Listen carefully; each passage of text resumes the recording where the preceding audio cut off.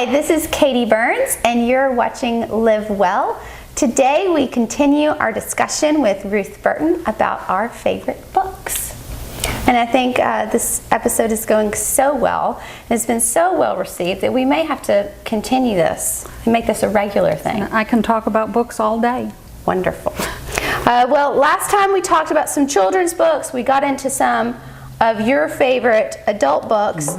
And I want to, again, talk about how to make it through a book.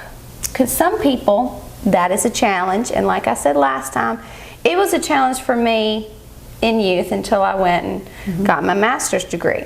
Now, one of the tricks that I learned with reading is I would read with colored pencils. Not a marker, not a highlighter, because with a highlighter, you can be very fast about it. I should remember that first sentence of that. Right. But with a colored pencil, you actually have to color, and so it requires you to focus in on that as you color it. The second part of that is to not be so concerned if you find that you have phased out a little bit. You know, if perhaps your mind wandered through a section, that's okay. Continue on. If it's something you really want to retain, like an educational book, you'll want to read with a notepad. And that's where you really don't have to be if it's an educational book or you know, like one I'll be talking about, where you are making notes of things you want to remember. Highlights that can go in your journal, and then if you want to remember something from the book, you don't have to go back in it. You can go back to your journal, because there's no way that I could even remember everything from a book that I read 2 years ago. But I can go back, get bullet points. And one thing I do like about Kindle is you can highlight a passage and it puts it in your notes file. Even if you're reading a fiction book, if there's a quote you like or part of a poem, then that you can save that. So that's even easier. That's nice. I didn't know that part. Yeah. One thing I find I'm being more intentional about is for a fiction book, as my memory gets worse, is where I take a break, where I close it to come back to so that I can get back into the story. I usually don't start on a new chapter, because sometimes books, the new chapter is so different from what's been going on that I try to even go mid-chapter. And yeah, I think that's another good, is you don't have to sit and read for a long period of time. But the other thing that I like is if you do have your Kindle with you and it's in your purse, or you do have a book on your phone, that instead of looking at some of our social media, you could pop open and even go back and read your notes section. Because it would be quick, but you could read some of your favorite passages. That would be neat. Doctor's appointments and those things, to sit there and wait, you always have your book. Which, you know, everyone's looking at social media when we're waiting now, but that is rarely as valuable as what these authors have written. You know, and that's where a lot of my books are going to lean to, or more the educational. In what I have brought today. Now, I do have some books that, you know, we'll talk about another time that are lighthearted, fun, feel good, easy reads. But you've really covered that well. I have, and of course I read more fiction now, which I really enjoy. Did you read something else before? Is fiction? I mean, I know mysteries, but has that always been what you gravitated towards? That's always been my go-to. I like a good biography now and then, but I think they're kind of harder to find. Have you read, it's not one of my books that I'm talking about today, but have you read Boys in a Boat? No, I haven't. Really good book. Biography about the, see, I haven't brought it today, so I didn't, but it was the rowing championship. What do they call that? You know what I'm... Regatta. I'm Now, see, whispering because I'm not sure. I'm not sure either. Let me look it up on, that's why I have my phone today, guys, is I use the Audible app a lot that you can download on your phone, and they will just read the books to you, which I really, really love. Okay, so it's by Daniel James Brown. Oh, it's going to read it to me right now. Okay. It's the 9 Americans and their epic quest for gold at the 1936 Berlin Olympics. So the rowing teams. Oh, okay. They have, I'm sure Okay. they have. But it is a true story. Okay. And talk about taking you to a different place and time, different culture. Really good read. I read it. It was recommended by my in-laws, and then I gave it to my parents for Christmas. Oh, so you really did like it? I did. I really did like it, and I, as you can see, can't remember. Well, I always appreciate a good book recommendation. Yes. Okay. So. Continuing on with... I just brought one by, he's a popular author and a favorite of mine, is Harlan Coben.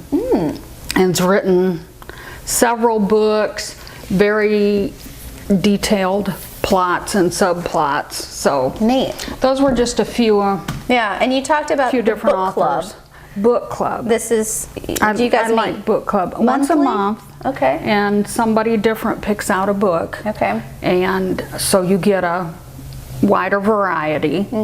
And you have somebody else picking out the book you are going to read. And that's hard. Well, it's hard, but we have really had some good books, and some books that would not have been my first choice. Like this we talked about last A Man Called Uwe. Wouldn't have been, but it's a great book, and so I'm happy to have read it. Okay, good. Well, yeah, sometimes book clubs end up not reading. Well, I'll have to say we do some visiting, and it's just a good social thing, but there's a book in there too. I spoke last year, or earlier, yes, it was last year, to a book club. Okay. Because they just get together, but they have speakers. Oh, well, I'm going to speak book to a book club in You are? Chattanooga next month, so you can give me some tips. Is it a local book club? It's a Chattanooga book club. Oh, okay, so it's not the same one. Oh. Because I think I recommended your book to them. No, I gave your book away as a prize. Well, thank you. I thought maybe they were having you come that's speak. neat. Anyway, for those of few people in Pikeville that don't know, she did author a book, The Benefit of Grace. You can purchase that at Standiford Drug Center and up at Fall Creek Falls still. Fall Creek Falls. And on Amazon.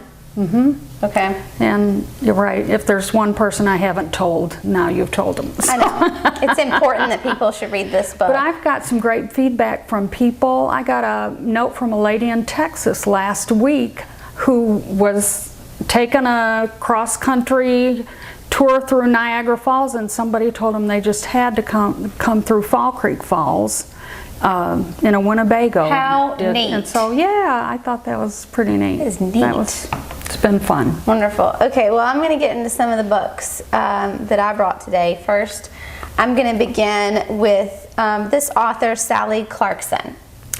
I just discovered her recently. She has a blog. Well, she has a website, sallyclarkson.com.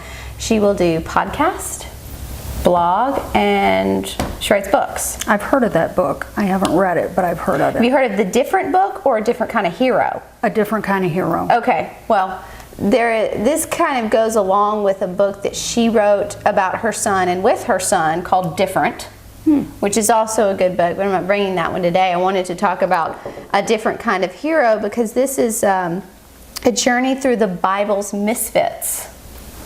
But what I liked about it is you're looking at Moses, the stuttering prince. Don't beat yourself up. You know, Peter, the fallible rock. It takes you on this journey of the unlikely hero. I definitely need to get that. Because we always think, you know, about great people, and we want to be great, and we want to do things, and so we don't extend ourselves a lot of grace. But what we forget is that God used a lot of unlikely people to do great things. Right. That's why I picked up this book. because I don't even often think about that. You'll just, think about the regulars, but and even the way that she presents it. Just saying, think about Moses. He was, supposed to give the big speeches and talk and use his voice, and he stuttered. We only hear about their great, or focus on their great accomplishments. Yeah, we don't focus on, he's saying, not me, God, not me. I can't talk, I stutter. My sister has recently published her latest devotion book, Carolyn Culver, and it is available on Amazon. Really? It's The Women Jesus Touched. It's the women in his ministry. Oh, I want to read that. So that's about her 5th. I need to get you one. I didn't know she was an author too. I need to get you one. That's about her 5th. Okay. Excellent. Thank you. Next book. We did this in our book club. It's Make It Happen by Laura Casey, and she is about to come out with another book. This was her first one, and really who this girl is she's a speaker. She was the editor and founder of Southern Weddings magazine, oddly enough. But what she's really talented with is encouraging people. I brought up some key points in our original meeting when we talked about goals, and with Pastor Greg Smart. Right. And she has this whole workbook called Power Sheets, and it walks you through a very intensive 6-month goal planning series. Really nice. I've done them before. I like them. Well, she's got this book that partners with that goal setting packet. So if there's something in your life where you feel stuck and you need motivation, or you want to make your time matter, this book, Make It Happen by Laura Casey, is a great place to start, because I think that by now a lot of people may have fallen off the wagon on their goals. That's why they sell Girl Scout cookies, right after the new year, just to help you, push you over the edge on those goals that you have. This can help you get back to it. Her new website is Cultivate What Matters. So her whole brand was Make It Happen, and then she changed to Cultivate What Matters, partly I think because she's really into gardening. And wanted to use that metaphor of growth and change and have a lot of meaning in your life. Have you read any John Piper books? He has one that in particular that we've done, Don't Waste Your Life, and the Chan. I can't remember his first name. C-H-A-N. Okay. That has some great books. Interesting. Oh. I like to read things that are motivators. Right. Put me in the right frame of mind. Because I think that life just likes to come and take you out of that right frame of mind. And so yes, we can, like we talked about last time, we can open up the Bible, the #1 book, and try and get there by reading that scripture, and that is definitely where you want to start. But then I accompany it with something like this, Seasons of God, by Richard Blackaby. You heard of this one? Oh, sure. Really famous author, Christian writer, and I have used this a lot in counseling, because so many people come to me and they're confused. Let's take maybe a cardiac patient that's had a heart attack. It's a very hard transition. A lot of life changes for them. You can eat this now. You can't do this anymore. I'm telling them you can't afford to stress anymore. So it's very overwhelming for them to even rehab out of where they are. So I say, let's think about what season you're in right now. Just like the weather. That's exactly what this means. Spring, summer, fall, winter. So it will talk about, spring, a time of growth, summer, a time of hard work, fall, a time of harvest, which I always love, and winter, a time of rest. Well, I personally always want to be in harvest. right? Right. Sometimes you have to plant. I want to be in harvest. Rarely does harvest seem to last a long time. It is a brief window, but everyone struggles to get there and stay there. So what we have to do in order to help our contentment level is to think, this is the season that I'm in. Might as well accept it. I can't change the weather. We will, Tennessee weather, we like to talk about that. Well, and that's the good thing, because sometimes we are in winter, but spring's around the corner. So yes, spring is always around the corner, and then we're complaining about allergies. Right. We can't. But recognizing the season that you're in, and this book is really beneficial. Now I'm going to turn to my Audible app here that I have on my phone. You just download it. It's very easy, but there is a monthly fee. And I'm going to talk about the second book that I want to mention. I just mentioned Sally Clarkson in this book. Well, she's got another book called The Life-Giving Home. So when you think about people, a lot of times mainly females, creating a home, what do you think about that would really resonate with you as kind of an iconic thing about home? The first things I think about are comfort, safety, Yes. and I have to bring in food. All right. Yes. Well, Cooking. Sally loves to cook, Cooking. and she cooks That's for my her thing. family. But that's what this book is about. It is about having your home be purposeful and make it matter. She has 4 children, and she homeschooled them all. I think. Oh, God bless her. I don't know. She's written books. She was in ministry. But I think that she found it quite difficult to be a mother to 4 and to juggle all of that. Sure. But she always wanted her home to be a safe place where they could find rest, where they could find encouragement, positivity, love. And so she walks you through, to having a cup of tea and making sure you have your quiet time so that you can collect your sanity, to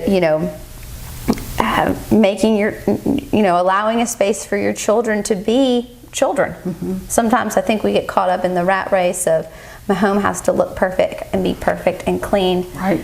I must put the dishes away before I go to bed, but we might be missing out on special time, Something more important. because we're doing the dishes, which eventually somebody's got to do the dishes. But finding the right time for things, or if your child stops and says, I must show you the sunset, are you going to say, no, I'm doing the dishes, or are you going to walk out and have a special moment with your child looking at the sunset? Right. And I think there's no way that we're going to live perfectly all the time. There's a lot of times where I'm going to be like, no, I don't care. I gotta, but just putting that at the forefront of my mind was really neat. I liked thinking about that. And the book that you showed us that she authored, it's not huge. So you don't feel like you have to make a lifetime commitment about reading it. You can get that done fairly quickly. I think the Life-Giving Home is bigger. Okay. A Different Kind of Hero is very small. That's an easy pickup and extremely meaningful. But the Life-Giving Home, like I said, I had it was on Audible for me, and I can't remember how many hours it was, but that might scare people if I said the hours. But she's a really good author, and I like that she's encouraging. Right. We just don't have a lot of that We can always use more of that in for our society, and just even with friends, there can be a lot of negativity. I'll tell patients, maybe don't call that person right now. Right. That's going to say, I've been so worried you're going to die. There are some people you don't want to visit you in the hospital. Maybe Those not who- talk right. to them right now. Right. Maybe call up the person that was like, I knew God was there with you. You know? Right, I right. knew you were going to be okay. Okay, I've got a question for Okay. you, if I can kind of change the You can subject. do whatever you want. Book or movie? What do you mean? Do you like the book or the movie? Do you Never get to do see you read the movies. book first or see the movie first? I don't think there's ever been a time where I've read a book that went with a movie. Really? Yeah. Okay. Now I'm trying to we think. need to broaden you a little bit. I'm telling you, this broadened me, your reception that you brought today, Okay. because Well, this I go clinical, and obviously. I didn't know this before we read it, but it's now a movie. Okay, no, I take that back. I did read for my book club Big Little Lies.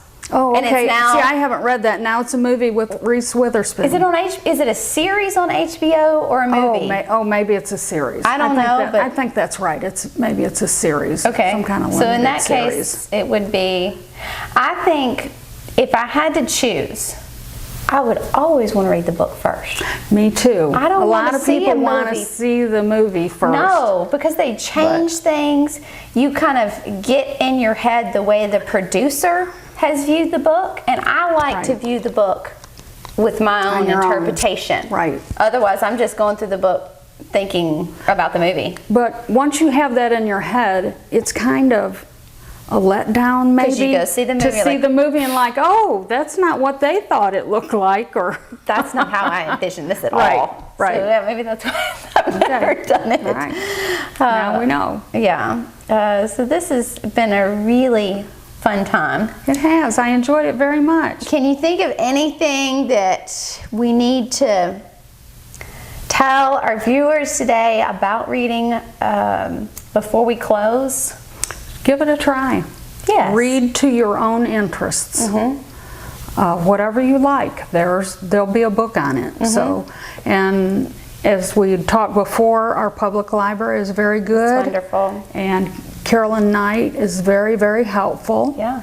In finding you a book. Yeah, have a dialogue you can with them. you can have it ordered if you find something that Sometimes you they can get like. it from another library. Right. And have it sent over. And they have access to Kindle books too. I didn't know that. Yeah. So Interesting. Yeah, just it can be educational and it can be fun. It can be culturally informative. Really broaden your viewpoints of how others live. Even through like one of these stories to where thinking that you may not know what you think you know. right. Or even in a lot of fiction, you will learn more than you think you will by people who they write about having different hobbies, different information, those kind of things. Yeah, I like that too. So thank you guys for tuning in today. I hope that you'll look for some of these books either at the local library or on Amazon, and always you can... Or in a real bookstore. Ooh, those are fading in life. Right. But I always love the feel of a real bookstore. I do too. Gosh, when I was younger and without a child, I would sit in those. The good old days. But I think there's nothing.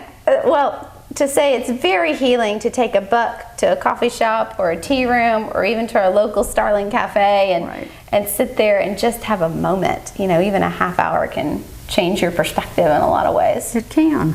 But always ask a good friend for a book recommendation. Make a post on Facebook, and you'll be able to watch this episode again on YouTube because we now have a YouTube channel. You can go to the Bledsoe Telephone Co-op's website, and there'll be a link where you can find this if you want to watch it again. Well, I really appreciate you inviting me. Yes. I enjoy it, and we do have some other authors here. And of course, the late Tommy Swafford has a series of books. Really? Yeah, another episode. Tommy Okay. Swafford's books. Excellent. Wonderful. Stephen Kahn has, Helen LeClaire has written a book, and they're all on Amazon. Wonderful. We're going to have to do this again. Okay. Okay. I'm Thank up you. for it. Thank you guys for tuning in, and I hope that this week you'll take time to live well.